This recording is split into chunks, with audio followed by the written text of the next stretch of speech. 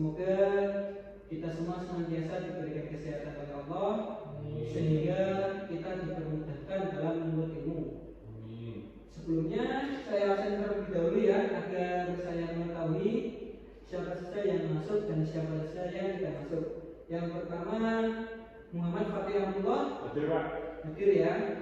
Terus Muhammad Saiful Hidayat. Hadir Pak. Hadir. Terus Muhammad Ishaq. Hadir. Terus Saiful Malik. Hadir Pak. Hadir ya. Oke, karena seluruhnya masuk, jadi tidak ada kendala mungkin pada penyampaian materi pada hari ini ya. Terus untuk mengawali pagi hari ini, marilah bersama-sama kita membaca bacaan basmalah. Bismillahirrahmanirrahim.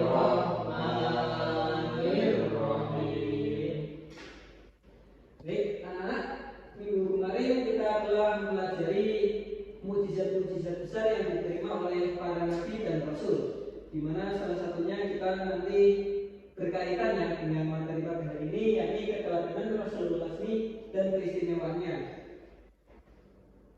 Untuk biar lebih semangat lagi, kita tepuk semangat dulu ya anak. Tepuk semangat.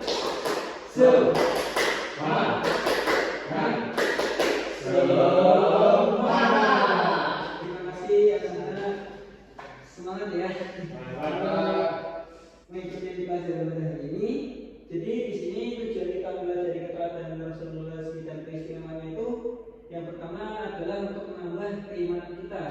Karena dari adanya keistimewaan para Rasulullah SAW itu kita bisa bertambah keimanan, karena Allah itu memberikan pertolongan hebat kepada para Rasulullah SAW, sehingga nantinya kita percaya bahwasanya ketika kita diberi tantangan, ketika kita diberi ujian, cobaan itu kita bisa menghadapinya, karena kita bersama Allah, kita ditolong oleh Allah. Seperti itu ya anak-anak.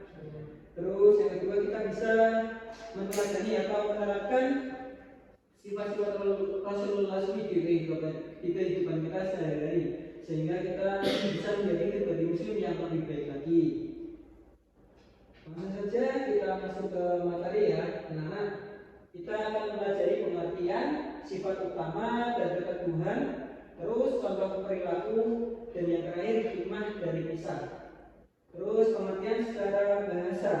Secara bahasa itu kata ulul berasal dari bahasa Arab.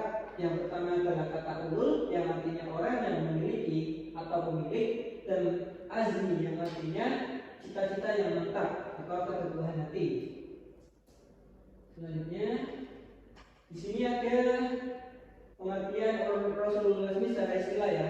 Secara istilah Rasulullah SAW berarti Rasul-Rasul pilihan atau Nabi yang memiliki keteguhan hati, lapang dada, dan sabar dalam menghadapi kaumnya yang menentang dirinya dan tidak mau menerima ajaran yang disampaikannya.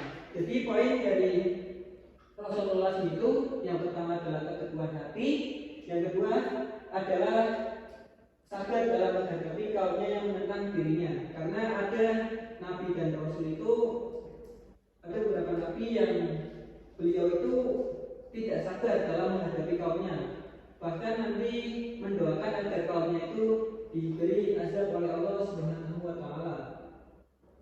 Ada 5 Rasulullah SAW. Bisa disebutkan Mas Fatih?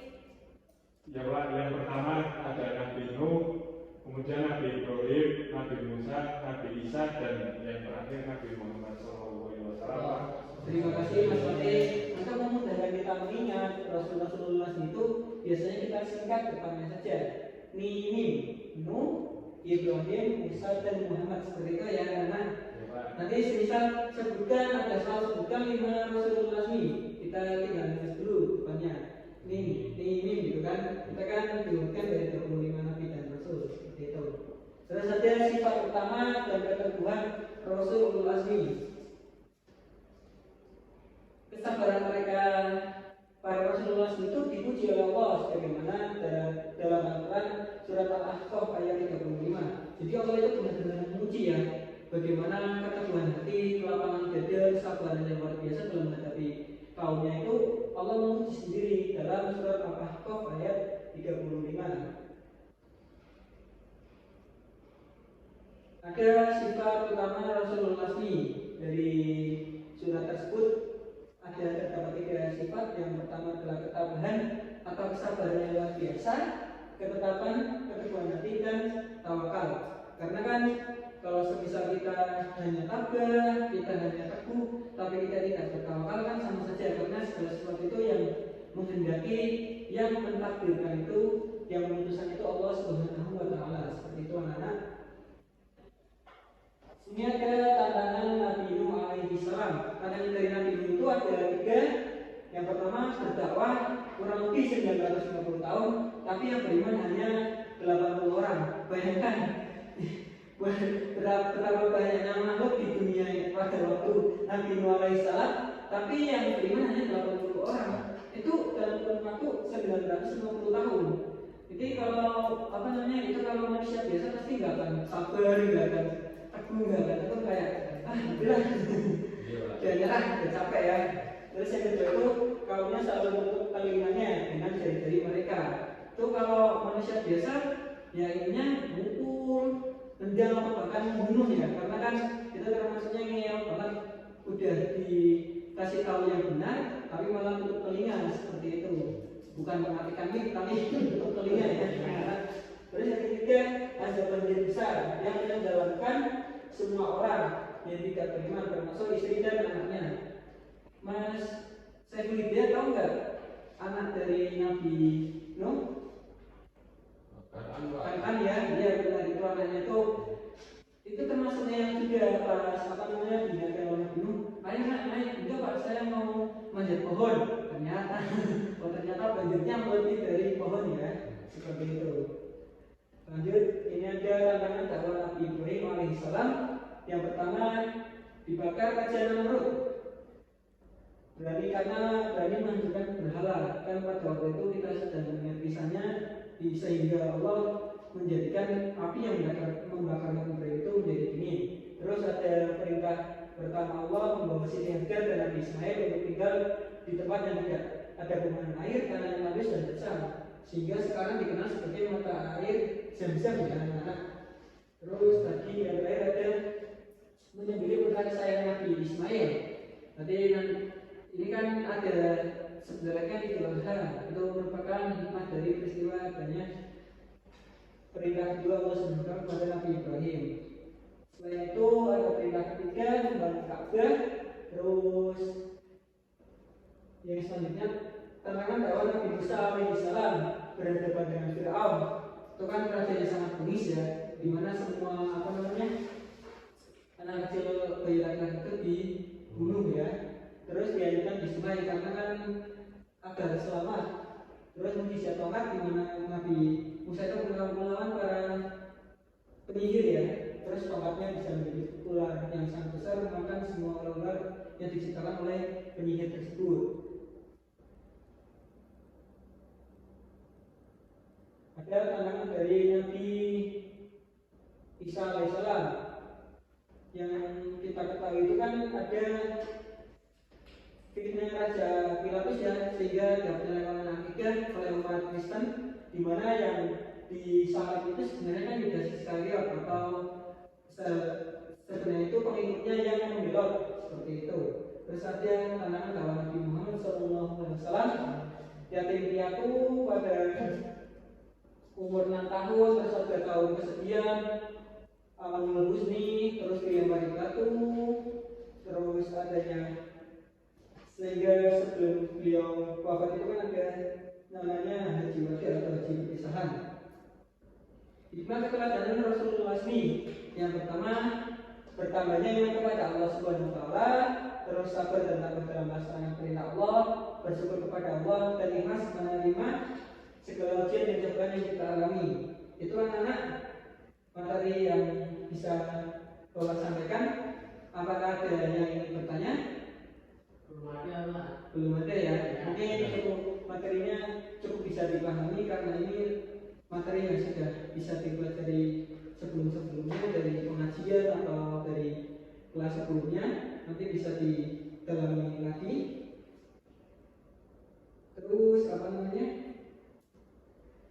pada sesi selanjutnya kita akan menjalani sesi diskusi ya. Di sini ada 2 mystery box. Nanti Bapak bagi menjadi 2 kelompok. Masing-masing kelompok itu mengerjakan soal yang ada di mystery box tersebut. Terus nanti masing-masing dari perwakilan kelompok maju ke depan mengerjakan hasil diskusi dari kelompok kalian ya. Silakan. Yang kelompok pertama saya panggilkan ke Mas Saiful Hidayat, dan kelompok kedua saya panggilkan ke Mas Saiful Ma'arif ya. Bisa dibuka terus didiskusikan dengan teman-temannya, nanti maju ke depan untuk mempresentasikan hasil diskusi. Bapak kasih waktu 15 menit ya untuk mendiskusikan soal yang ada di kotak mystery box.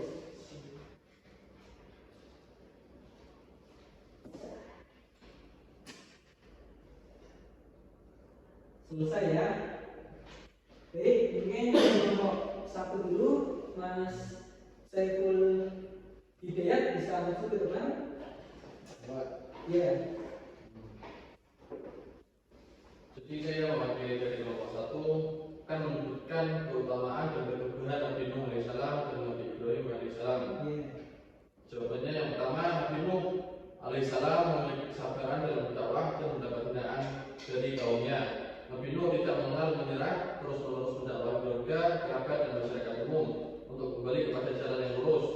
Dan Nabi Ibrahim alaihissalam kepatuhan dan kesabaran serta keteguhannya dalam berdakwah, ia harus berhadapan dengan raja dan masyarakat yang berhala, termasuk orang-orang terdekatnya. Bahkan ia harus menerima siksaan yang pedih, yaitu dibakar dan diusir dari kampung halamannya. Gimana kelompok kedua pendapatnya? Cukup memuaskan ya? Tepuk tangan untuk kelompok 1. Terima kasih perwakilan dari kelompok 1, Mas Saiful Hidayat. Selanjutnya perwakilan dari kelompok 2, silakan Mas Saiful Ma'arif untuk membacakan hasil diskusinya ya. Oke. Di sini saya perwakilan dari kelompok 2 untuk menyebutkan keutamaan dan keteguhan Nabi Isa. Di banyak hal yang menunjukkan bahwa Nabi Isa itu memiliki kesabaran dan keteguhan dalam menyampaikan ajaran Allah, terutama ketika Nabi Isa sabar menerima cobaan sebagai seorang yang miskin, pengkhianatan seorang muridnya Yudas Iskariot, terus menghadapi fitnah, penolakan, tidak diusir dan dibunuh oleh kaum Bani Israel. Kehidupan Nabi Isa menggambarkan kesubudan dan ketaatan dalam beribadah. Terima kasih kelompok 2. Gimana kelompok 1? Memuaskan atau tidak? Tepuk tangan untuk kelompok 2. Terima kasih Mas Saiful Ma'arif, perwakilan dari kelompok 2 ya. Ya, tadi yang disampaikan oleh masing-masing kelompok itu sudah cukup memuaskan ya menurut Bapak. Sehingga untuk menutup pertemuan kita pada hari ini, kita simpulkan dulu ya, bahwasanya Rasulullah itu Rasul-Rasul yang memiliki kesabaran dan keteguhan hati yang sangat luar biasa dalam menghadapi kelompoknya atau dalam menghadapi kaumnya. Jadi ininya itu kenapa mereka bisa digolongkan menjadi Rasul-Rasul itu karena keteguhan hatinya itu dalam menghadapi kaumnya, dan dia tidak mendoakan agar kaumnya itu terkena azab seperti itu. Jadi untuk pertemuan selanjutnya Bapak kasih tugas membuat makalah ya. Tadi kan sudah ada tugas kelompok, nanti tugasnya kelompok lagi dikumpulkan di minggu depan, nanti coba bagi kelompok 1 tugasnya apa, kelompok 2 tugasnya apa. Baik, untuk mengakhiri pertemuan kita pada pagi hari ini, kita akhiri dengan bacaan hamdalah.